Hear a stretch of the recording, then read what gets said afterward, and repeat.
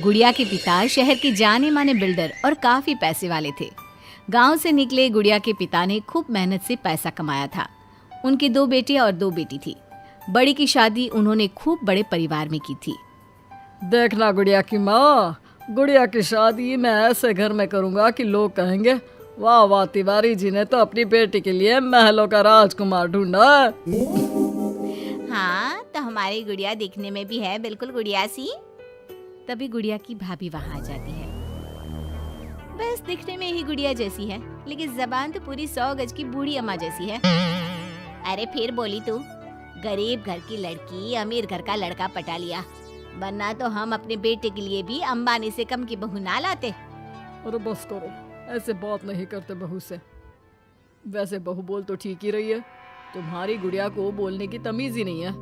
भाभी का दर्जा बड़ा होता है, लेकिन वो बात ऐसा करती है कि जैसे। बस पापा बस, पता नहीं भाभी ने आपको क्या गुट्टी पिला रखी है। गुट्टी कैसे, मैं जो देखता हूँ वही तो बोलता हूँ। कल तुम्हें देखने लड़के वाले आ रहे हैं, तो अच्छे से तैयार हो जाना। एमपी के बड़े लोग हैं, ऐश करोगी अगर लड़के ने पसंद कर लिया तो। और हम लोग चैन की सांस लेंगे। ये घर मेरा भी है, अंदर जाकर काम करो। मुझे अपने मम्मी पापा से जरूरी बात करनी है जो मैं आपके सामने नहीं करना चाहती।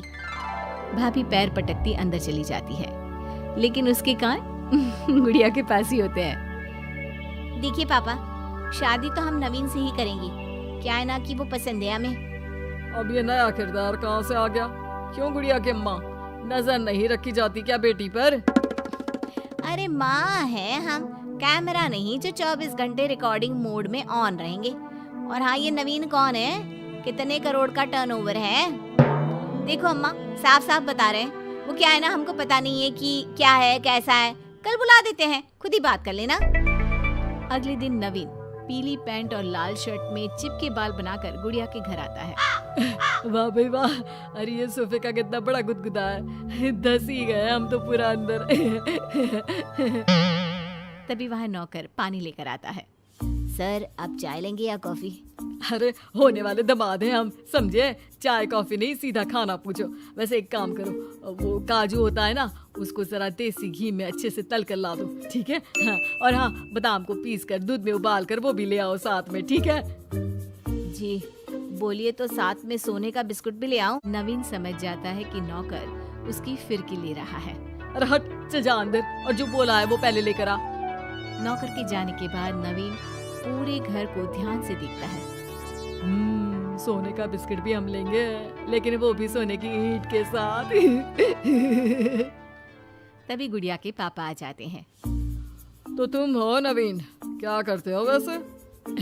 एक काम का तो ऐसा है ना ससुर जी, जैसे ही शादी होगी आप जो 8-10 लाख हम पर न्योछावर करेंगे ना, हम उसी से कोई बिजनेस भी खोल लेंगे। गुड़िया को बिठाएंगे काउंटर पर और हम देखेंगे मार्केट सन्नत से, क्या समझे? बड़ा लोकल हो तुम, ये बोली कैसी बोल रहे हो? अरे पापा कुछ नहीं, मजाक कर रहा है। ये इंग्लिश इतनी अच्छी बोलता है कि समझो अंग्रेज भी शर्मा जाए। आपका टेस्ट ले रहा है पापा? ना ना, मैं फेल भी हो जाऊं इस टेस्ट में तो कोई प्रॉब्लम नहीं है, लेकिन इस लड़के से तेरी शादी कतई नहीं होने दूंगा। टक से बोलता है ये बुड्ढा तो, टक से। सुन, भाग कर शादी कर लेंगे तो क्या कर लेंगे? अच्छा रुको ना, मैं जल्दी से 2 कपड़े बांध कर ले आती हूँ। हाँ, और वो माँ के गहने भी। कौन से वाले, हीरे वाले या सोने वाले? मिक्स कर देना, देख लेंगे। और हाँ, नीचे खड़े हैं हम फटफटिया लेकर, स्टार्ट कर रहे हैं, जल्दी से आ जाओ, ठीक है? ओके, अभी आते हैं हम। बस बस, बहुत नाटक हो गया तुम दोनों का। तो रिश्ता पक्का समझे ना? हाँ हाँ, बस भागना मत, नाक कट जाएगी मेरी। तभी वहाँ भाभी आ जाती है, हाथ में मिठाई की थाली लेकर। लीजिए, मुंह मीठा कर लीजिए।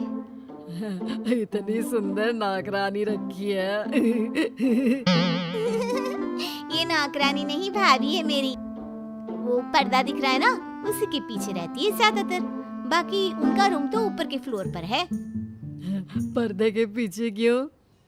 अरे वहाँ से इनका अपना ब्रॉडकास्ट चैनल चलता है ना, कौन आया कौन गया, किसने क्या बात की, इसकी सारी रिपोर्टिंग पूरे दिन करके रात में ये हमारे घर का बुलेटिन टेलीकास्ट करती है।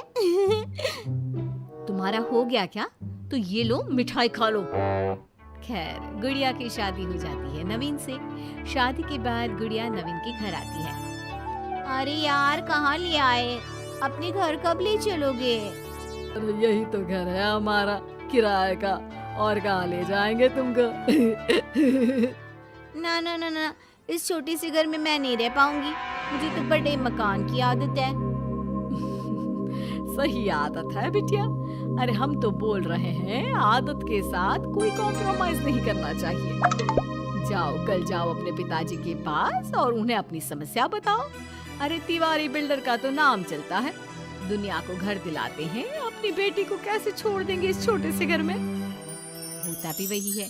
गुड़िया के पापा उसे एक मकान ले देते हैं। देखिए पापा जी, आपने गुड़िया दीदी को शादी में लाखों दे दिए, मैंने कुछ नहीं कहा, आपकी बेटी है, लेकिन ये तो रुकने का नाम ही नहीं ले रही है। अब घर भी ले लिया। अरे कितना देना है, कब तक देना है? तेरे पेट में क्यों दर्द हो रहा है? मेरी बेटी है, जितना चाहेगी जितना मांगेगी उतना दूंगी। उधर गुड़िया के ससुराल में, मैं आज नाश्ते में कुछ हेल्दी लूंगी, मेरे लिए कोई कुक है क्या? जो है मैं ही हूँ, बताओ क्या खाना है? सारा दिन तो मैं घर पर ही रहता हूँ। क्यों, काम पर नहीं जाओगी क्या? अरे काम किसके पास है, मेरे पास तो कोई काम ही नहीं है। अरे कैसी बात कर रहा है बेटा, तिवारी जी की बेटी से शादी की है, कोई मजाक थोड़ी ना है।